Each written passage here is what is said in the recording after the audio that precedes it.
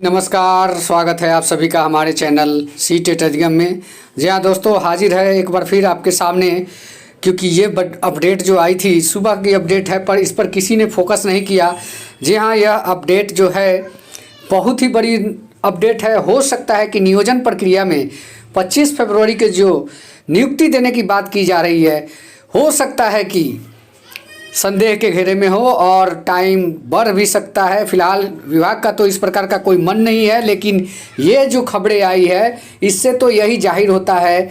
अगर ऐसे में अगर ये न्यूज़ सही हो जाता है तो क्या 7वें चरण की नियोजन प्रक्रिया भी लेट होगी? इसके लिए हम लोग को क्या करना चाहिए कि हम लोग का ससमय नोटिफिकेशन है। वीडियो के आगे बात करेंगे, पहले इस खबर को जान लेते हैं कि क्या है इस खबर की सच्चाई। जी हाँ, यहाँ पे आप देख सकते हैं राज्यों से जुड़ी है छठे चरण के अभ्यर्थियों के दस्तावेजों की जांच। जी हाँ, ये हेडलाइन था, पटना एडिशन में आया हुआ पेपर का न्यूज़ है। पटना छठे चरण के शिक्षक नियोजन में प्राथमिक स्कूलों के लिए अब चयनित 42,902 अभ्यर्थियों के शैक्षणिक और पर शैक्षणिक दस्तावेज की जाँच अधिकतम 21 राज्यों से जुड़ी हुई बताई जा रही है। जी हाँ दोस्तों, वीडियो अच्छा लगता हो तो चैनल को भी सब्सक्राइब करते चलिएगा, बेल आइकन को भी प्रेस करते चलिएगा। चलिए खबर को आगे जानते हैं। लिहाजा अभ्यर्थियों के शैक्षणिक दस्तावेजों का सत्यापन तय समय सीमा 25 फरवरी तक कराना विभाग के लिए कठिन चुनौती बताया जा रहा है। जी हाँ, यहाँ पे देख सकते हैं आप, जो अभ्यर्थियों के शैक्षणिक दस्तावेजों का सत्यापन है 25 फरवरी तक कराना विभाग के लिए कठिन चुनौती बताया जा रहा है। जानकारों के मुताबिक इस चुनौती से निपटने के लिए शिक्षा विभाग एक विशेष फार्मूला अथवा रास्ता निकाल रहा है। जी हाँ, जिसके तहत तय शेड्यूल के तहत उनके नियोजन पत्र बांटे जा सके। उच्च पदस्थ सूत्रों के मुताबिक वह बीच का रास्ता क्या है, इस संबंध में 1-2 दिन में मंथन संभव है। जी हाँ, आने वाले 2 दिन जो आपका हो रहा है 4 से 5 तारीख तक इस चीज़ को भी क्लियर कर दिया जाएगा। नियोजन से जुड़े जानकारों के मुताबिक मैट्रिक स्तरीय दस्तावेज 17 राज्यों की 27 संस्थाओं से संबंध है। जहाँ 17 राज्यों के 27 संस्थाओं से मैट्रिक के सर्टिफिकेट जो संबंधित है। इंटर स्तरीय दस्तावेज 17 राज्यों की 31 संस्थाओं से जुड़े हैं। राज्य स्तरीय शैक्षणिक दस्तावेज 21 राज्यों की 85 संस्थाएं और पर शैक्षणिक दस्तावेज इतने ही राज्यों की 52 शिक्षण संस्थाओं के हैं।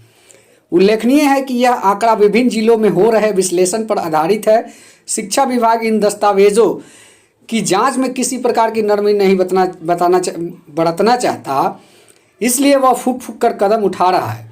मालूम हो कि 2006 से 15 के बीच नियुक्ति बड़ी संख्या में शिक्षकों के फर्जी दस्तावेज की जांच अब तक पूरी नहीं हो सकी। जी हाँ, इस खबर की सच्चाई को आप समझिए। यहाँ पे सीधे बता दिया गया है कि 2005 में जो नियुक्ति प्रक्रिया नियोजन प्रक्रिया हुई थी, आज तक उन शिक्षकों के पूरी तरीके से दस्तावेज का जो सर्टिफिकेट है उसका सत्यापन आज तक नहीं हो पाया है। जी हाँ, विगत आप सोच सकते हैं 19 सालों में, कितना हुआ, 16 सालों में अभी तक कंप्लीट नहीं हुआ। 2006 से 15 के बीच के सब शिक्षक हैं।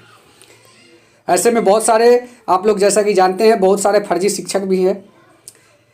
यहाँ पे बताया जा रहा है कि 21 राज्यों के जो डिग्रियां हैं उससे जुड़ी हुई बताई जा रही है। अब विभाग के लिए यह एक बहुत ही कठिन चुनौती है कि 25 फरवरी तक नियोजन पत्र क्या सरकार दे पाएगी या शिक्षा विभाग दे पाएगा, ये तो फिलहाल भविष्य की गोद में है। लेकिन अब आए अपने मुद्दे पर, 7वें चरण की नोटिफिकेशन की बात जो हम लोग कर रहे हैं। अगर ये छठा चरण लेट होता है, जैसा कि पिछले वीडियो में भी आप लोगों ने संजय सर के वॉइस रिकॉर्ड को सुना होगा, उसमें पाया होगा कि हमारे लिए प्रथम प्राथमिकता छठे चरण की बहाली है।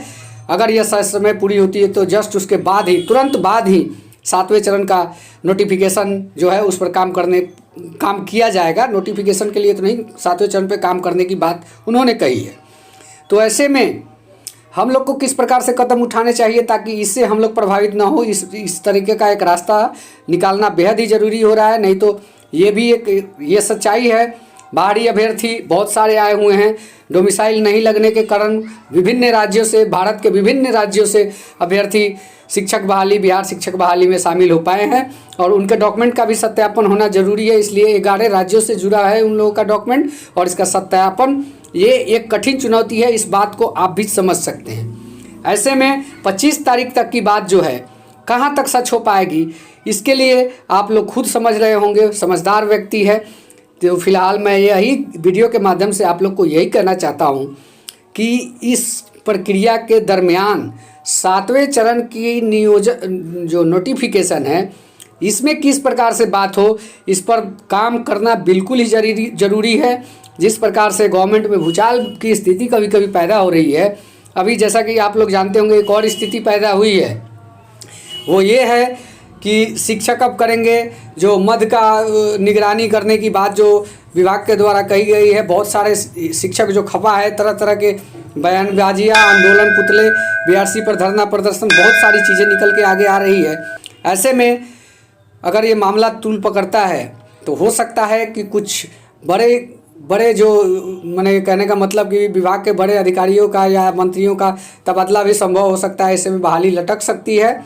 और अब जो हम लोगों के लिए जायज़ कदम होगा वो यही होगा कि फ़िलहाल वर्तमान में जो भी अधिकारी, जो भी मंत्री हैं, उनसे अपनी बातों को रख के कम से कम उनको इतना ज़रूर हम लोग अपने भावनात्मक अंदाज में बात को इस प्रकार से परोसे कि वो विवश होकर हम लोग का नोटिफिकेशन का बात करें कि हाँ आपके इतने तारीख का नोटिफिकेशन आएगा। इसके लिए कुछ ठोस कदम हम लोग के द्वारा किया जाना चाहिए, अन्यथा हमारी बहाली जो है खटाई में भी जा सकती है। इसमें कोई दो राय नहीं है। 7वें चरण का जो लड्डू हम लोग मन में बैठे हैं, उसको मन में ही मन मसोस के ही रह जाना पड़ेगा। इसलिए मेरा आप लोग से, आप सभी अभ्यर्थियों से ये निवेदन है कि आप लोग प्लीज़ अब इस बात को समझिए, उठिए, जगिए। अब वो टाइम आ गया है, मात्र 3-4 दिन का समय और है। जैसे कि आप लोग सभी जानते हैं कि सभी स्कूल कॉलेज की भी खोलने की बात 7 तारीख को की गई है। 7 तारीख के बाद हमको लगता है कि सचिवालय में भी आना जाना सुचारू रूप से हो सकेगा आम व्यक्तियों के लिए। इस दरमियान हम लोग के द्वारा चाहे जितने भी वरिष्ठ एक्टिव लोग हैं, अभ्यर्थी हैं, जो लीडर हैं, उन लोगों से मैं यही गुजारिश करूंगा कि आप लोग प्लीज़ इस पर ठोस कदम उठाएं, वरना हम लोग की बहाली होने से रही। क्योंकि आपने पूरे बिहार का जिम्मा ले रखा है और इसके लिए आप लोग की जिम्मेवारी भी बनती है। मैं ये नहीं कहता कि मेरी नहीं बनती, अगर हमसे भी हो पाया तो हम भी जाएंगे और इस चीज़ को कहेंगे विभाग में और इस पर फोकस किया जाए। वरना हम लोग 6ठे चरण के बाद अपने जो मन की मिठाई खा रहे हैं ना, मन की मिठाई मन में ही रह जाएगी। इसलिए मैं आप अभ्यर्थियों से यही कहना चाहूँगा कि प्लीज़ इसको गंभीरतापूर्वक ले और आगे का जो दिशा निर्देश है आप लोग जिस प्रकार से जारी करेंगे उस प्रकार से हम लोग अपने कार्य को करने के लिए प्रयास करेंगे। विदा लेते हैं आपके साथ इस वीडियो में। आज के लिए इतना ही। और वीडियो अच्छा लगता हो तो प्लीज़ चैनल को भी सब्सक्राइब करते चलिएगा, बेल आइकन को भी प्रेस कीजिएगा। और कुछ ज़्यादा नहीं है, जैसे ही बड़ी अपडेट कोई आती है तो मैं आप लोग को अपने चैनल के माध्यम से बताने की कोशिश करूंगा। धन्यवाद इस वीडियो देखने के लिए। धन्यवाद। जय हिंद, वंदे मातरम।